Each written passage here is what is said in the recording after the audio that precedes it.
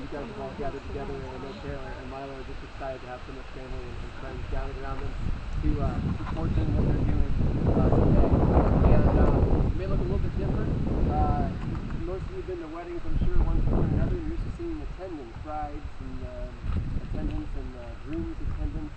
And we're going ultra traditional today. And in the old day, everyone who came to the wedding acted in the formal capacity of a witness. And that's really what bride attendants and groom's attendants are all about. They act as witnesses. But you're all standing in that place today, that office. So we're going to ask you to really commit yourself today to what you're doing here. You're not merely observers. You're as witnesses to the making of a covenant. It's a very holy and a very sanctified thing that is happening in the Lord Jesus Christ. And they've selected a reading today, and Bethany's going to do that reading that I think fleshes out a little bit more just about your role as part of the community of faith and supporting it. This is written by Wendell Berry. Lovers must not, like usurers, live for themselves alone. They must finally turn their gaze at one another, back toward the community. If they had only themselves to consider, lovers would not need to marry. Instead, they must think of others and of other things.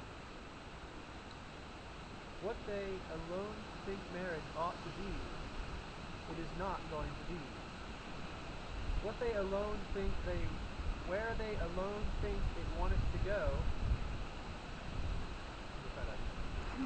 where they alone think they want it to go, it is not going to go. It is going to go where the two of them and time, life, history, and the world will take them. They do not know the road. They have committed their lives to a way. They have committed their lives to a community.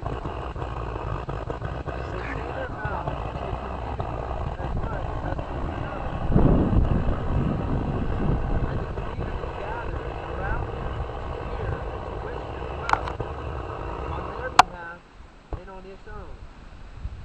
It gathers around them because it understands how necessary, how joyful, and how fearful this joining is. These lovers, pledging themselves to one another until death, are giving themselves away, and they are joined by this as no law or contract could ever join them. Lovers, then, die into their union with one another as a soul dies into its